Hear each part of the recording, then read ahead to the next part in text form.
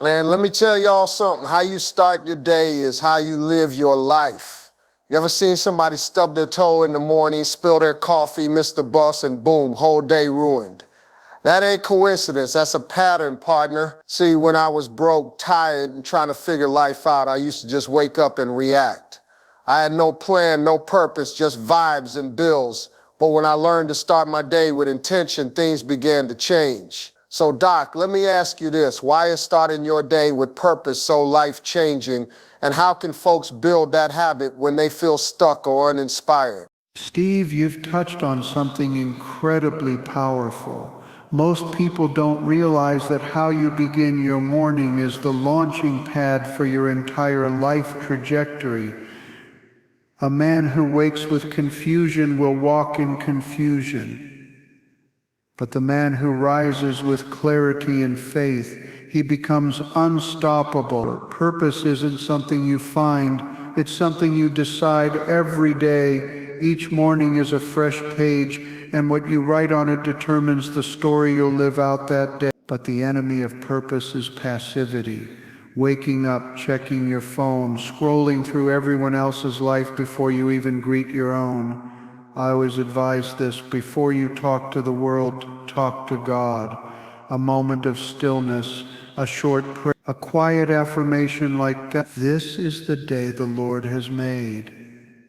I will rejoice and be glad in it. That may seem small, but it reorients your mind from chaos to control, not control over circumstances, but over your spirit. Build this habit. Wake up 15 minutes early and don't grab your phone. Grab your life. Write down 3 things you're grateful for. Declare 1 thing you're excited to accomplish, and speak life into yourself aloud. When you start your day with purpose, you tell the world, I'm not reacting, I'm creating. And that, Steve, is the first step to a transformed life. Let me tell y'all something that's real. You can't be miserable and grateful at the same time. I've tried it. Don't work. Gratitude is a powerful thing, man. It flips your mindset from I ain't got enough to I got exactly what I need. Now listen, when I was sleeping in my car broke and didn't even have a shower, I started writing down 1 thing I was thankful for every morning. Just 1. Some days it was I got breath. That's it. And somehow that little act kept me going. So Doc, help folks understand this. Why is daily gratitude so important, and how does it transform our thinking over time? Steve, I believe gratitude is not just a feeling, it's a spiritual weapon. When a person wakes up and says thank you, even before their feet hit the floor, they've already aligned themselves with heaven's mindset. They've chosen light over darkness. You see, gratitude shifts the focus from what's missing to what's present, and from fear to faith. The world teaches us to measure our worth by what we lack. But gratitude teaches us to count our blessings, not our burdens. It's not about pretending everything is perfect. It's about acknowledging that even in the storm there is still good, still breath, still hope. That's where power begins. I often tell people, if you only had today what you thank God for yesterday, what would you still have? That's a sobering thought. It shows us how much we take for granted. So here's how to build this habit. Every single day, write down 3 things you're grateful for. Don't overthink it. Could be your morning coffee, your child's laughter, or just the fact that your heart is still beating. And say it out loud. Gratitude spoken becomes a declaration, a reinforcement to your spirit. Do it for 30 days, just 30. You'll notice your thoughts begin to lift, your words become kinder, and your attitude more resilient, because a grateful heart becomes a magnet for joy. That's how gratitude transforms not your situation first, but you. Man, listen, if you're still sleeping at 9 a.m. wondering why your life ain't moving forward, you're already behind. You ever seen the sunrise? That moment right before the world wakes up, that's peace, that's clarity. That's when winter's already moving. I remember I started getting up just a little earlier every day, and suddenly I had time to dream and hustle. Changed everything. So Doc, why is waking up early such a powerful habit for personal transformation? Steve, waking up early is not just about getting ahead of the day, it's about starting your day with authority. In those early hours, the mind is quiet, the world hasn't pulled at you yet, and the soul is most receptive to peace and direction. It's the moment when your intentions are purest, undisturbed by the noise of life. The Quran beautifully says, "And he it is who made the night for you to rest and the day to see." There's wisdom in that design. The morning isn't just a routine, it's a gift. And those who embrace it set the tone for everything else. When you wake up early and start intentionally, even just 30 minutes earlier, you gain space for clarity, prayer, planning, or even silence. And that silence, it's sacred. That's where most breakthroughs begin, in the quiet moments when no one's watching. Waking early builds discipline, and discipline is the foundation of success. You train your mind to show up, not just roll out of bed reacting to life. Now I don't believe in starting the day in a rush. Start calm, not chaotic. Hydrate, stretch, give thanks, and set one goal, just one. You'll notice over time you're no longer chasing life, you're leading it. The early hours are when your inner leader wakes up, and if you listen close enough in those hours, you'll hear the voice that's been guiding you all along. Let me tell y'all something. You can't be mad and grateful at the same time. It's one or the other. Man, I remember when I was broke, hungry, sleeping in my car, I had every reason to complain, but I started thanking God for the smallest stuff. A hot coffee, a dry place to park, and something changed. My attitude shifted before my life did. So Doc, why is daily gratitude such a life-changing habit? Steve, gratitude is not just a feeling, it is a discipline of the soul. When you begin to count your blessings, you shift your mind from scarcity to abundance, from anxiety to peace. Many people wait until they feel grateful, but true transformation comes when you choose gratitude. Even when the circumstances aren't ideal. The Quran says, "Gau's war. If you are grateful, I will surely increase you in favor." Think about that. Gratitude literally multiplies the good in your life. It's not just spiritual, it's psychological. When you practice daily gratitude, your brain rewires itself to focus on what's working instead of what's broken. Each morning or evening, take a moment to write down 3 things you're grateful for. Not big things, the small wins, a warm shower, a friend's text, a meal on the table. This trains your subconscious mind to expect blessings, not setbacks. And here's the secret: gratitude doesn't just make you feel good, it makes you stronger. Because when trials come, a grateful heart can endure what a bitter heart cannot. I've seen people with everything feel empty, and people with nothing overflow with joy. The difference was gratitude. When you're grateful, you're rich, no matter your bank account. When you're ungrateful, you stay poor, even if you're surrounded by wealth. So don't wait to be happy, be grateful, and happiness will follow. You ever notice this? The loudest critic in your life is you. You can hype up everybody else, but when it comes to your own reflection, you're the first one to say, "I ain't enough." Now look, I used to stand in front of a mirror and tear myself apart.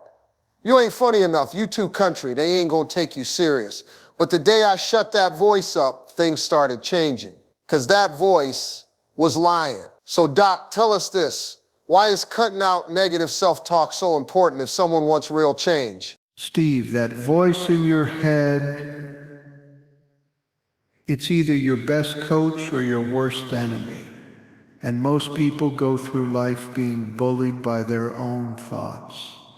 Negative self-talk is more damaging than failure itself because it stops people before they even try. It whispers doubts, plants fear, and convinces you that your past defines your future. But it's all a lie wrapped in emotion.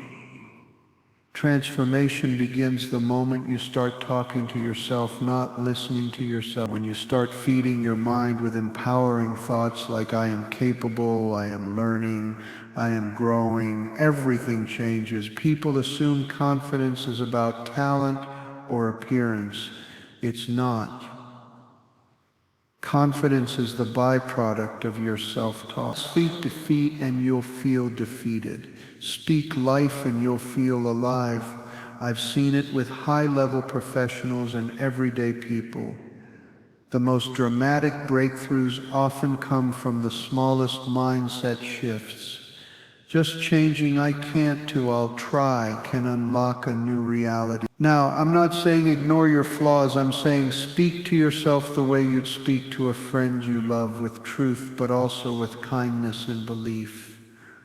Be intentional. When the negative thoughts show up, and answer them like this: that's not who I am anymore. Because every time you correct your inner dialogue, you're not just changing your thoughts, you're building a life. Let me tell y'all something I wish somebody would have told me a long time ago. You ain't got to say yes to everything. That little two-letter word, no, that's your power. I used to be the yes man, hosting events I didn't care about, lending money I'd never get back, showing up when I didn't even have the energy to show up for myself. And the crazy part, I thought saying yes made me a good person. Truth is, it was killing my peace. Doc, why do people feel so guilty when they say no, and how does learning to set boundaries actually transform your life? Steve, this is a critical habit, and you're absolutely right. Learning to say no without guilt is one of the most powerful transformations a person can experience. You see, most people say yes because they're afraid of being judged, afraid of letting someone down, afraid of conflict. But here's the hidden cost. Every time you say yes to something that doesn't align with your values or drains your energy, you're saying no to something that truly matters: your purpose, your peace, your growth. A person who doesn't know how to say no becomes a servant to everyone else's priorities and slowly forgets their own. Now, setting boundaries doesn't mean you're being selfish. It means you respect your time, your energy, and your purpose, and it teaches others to do the same. When you learn to say no without guilt, you reclaim your day. You protect your energy, you make space for clarity, you no longer move out of obligation, you move with intention. I've seen it over and over again: people who feel overwhelmed, burdened, even angry, not because they're doing too much, but because they're doing too much they never agreed to. They didn't say yes because they meant it. They said yes because they couldn't say no. The truth is, every strong, peaceful, purposeful life is built on a foundation of clear boundaries. You can't give the world your best if you're running on empty, and that starts with learning to say no, thank you, with a calm mind and a strong heart. Because once you master that, you stop living on everyone else's terms, and you finally start living your own. Let me break it down for you real quick. If you're always surrounded by noise, you'll never hear what your soul's trying to say. Sometimes the most powerful moments happen when everything goes quiet. Now, remember back in the early days, man, the hustle, the chaos, people talking in my ear all day. I couldn't think straight. One day I just drove out to the middle of nowhere, no radio, no phone, just silence. I came back a different man, Doc, in a world that's constantly loud and demanding. Why is solitude so important, and how does it truly transform a person? Steve, what you just described is something most people avoid, but it's something every soul desperately needs. Solitude isn't about being alone, it's about returning to yourself.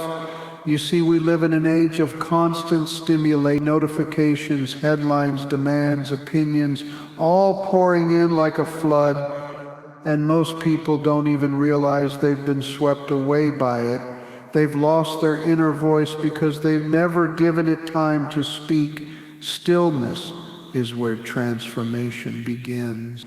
When you sit quietly, no distractions, no noise, your mind begins to settle like a shaken snow globe. And in that stillness, the truth rises to the top. What you want, who you are, what truly matters. Great decisions, powerful clarity, emotional healing, they're all born in the womb of silence. The prophets of old withdrew to mountains and deserts before their greatest missions. Vision doesn't come from crowds, it comes from quiet. When you create time to be still, even just a few minutes a day, you begin to develop a relationship with yourself that no outside voice can shake. Solitude is also the birthplace of creativity. Some of the greatest inventions, books, speeches, and spiritual insights in history didn't come in the middle of a meeting. They came in moments of complete stillness. And here's what's most powerful. When you can learn to be alone without feeling lonely, you've built a strength the world can't touch. So I encourage every listener, don't fear the quiet, welcome it, create space for it. It may feel unfamiliar at first, but in time it becomes the sanctuary where your soul speaks and your life begins to align. Let me tell y'all something I learned the hard way. Not everybody deserves access to your mind, your time, or your heart. Sometimes the most loving thing you can say is no. Man, back in the day, I used to say yes to everybody, every favor, every invite, every late night phone call. And guess what? I was burned out, frustrated, and halfway bitter. One day I realized I wasn't being kind.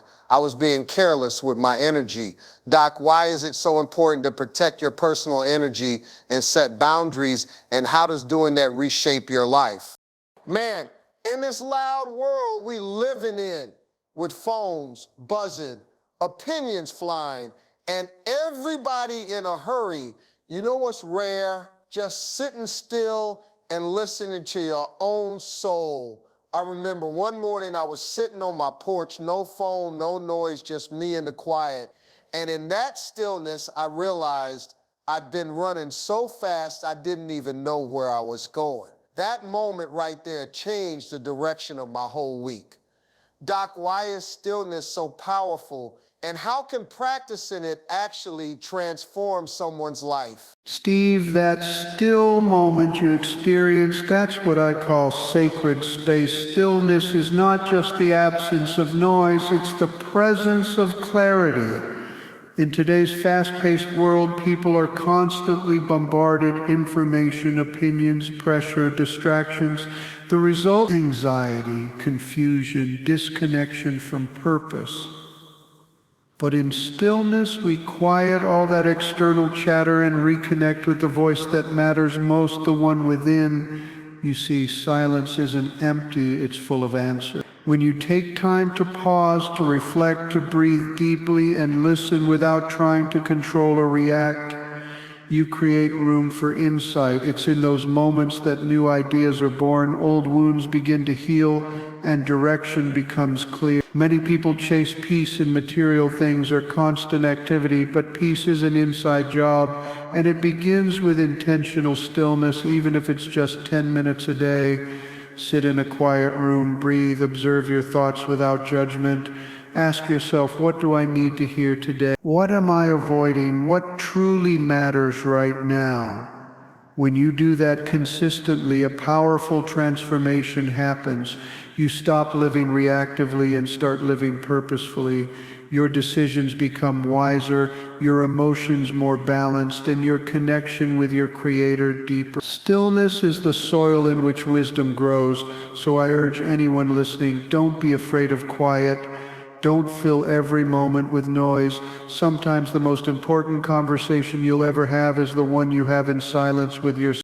Let me tell y'all something straight from the heart. The day you stop learning is the day you start dying. I ain't talking about just books or classrooms. I mean, learning from life, from your mistakes, from the people God puts in your path. I've been on TV, radio, stage, but every single win I've had came from being open to growing. even when it was uncomfortable. Dr. Peale, why is a commitment to lifelong growth so essential? And how can folks keep that fire alive no matter where they are in life? Steve, you've hit on one of the most powerful habits a person can ever adopt, a lifelong commitment to learning, not for information, but for transformation. You see, growth is the law of life. From the moment we're born until our final breath, we're designed to evolve in mind, in spirit, in purpose. The moment we resist that growth, we become stagnant. And what doesn't grow begins to decay. Now, learning isn't always about reading more books or collecting degrees. Real learning happens when you stay humble enough to say, I don't know it all. There's more I can understand. There's more I can become. Every challenge you face has a lesson tucked inside it. Every failure is a classroom. Every new person you meet is a teacher, but only those with open hearts and open minds can receive the lesson. And growth doesn't always feel good. It stretches you. It challenges your beliefs. It forces you to let go of old habits that no longer serve you. But oh, how necessary that discomfort, because your comfort zone, it's a beautiful place, but nothing grows there. So what do you do to stay on the path of lifelong learning? Be curious, ask questions, read, reflect, and apply. Surround yourself with people who elevate your thinking. Challenge your assumption, and above all, stay humble. The humble soul is a fertile ground where wisdom takes root. God didn't design you to be a finished product at 30 or 50 or even 80. As long as you're breathing, there's room for growth. There's a next level waiting in your character, in your calling, in your contribution. So keep reaching, keep learning, and you'll discover that the best version of yourself is always yet to come. Let me tell you something. You ain't got to change your whole life overnight. Just start with one habit, one step, one better decision each day. Because when you focus on growing, God handles the glow up. So stay humble, stay hungry, and never stop reaching for better. This ain't the end, this is your beginning.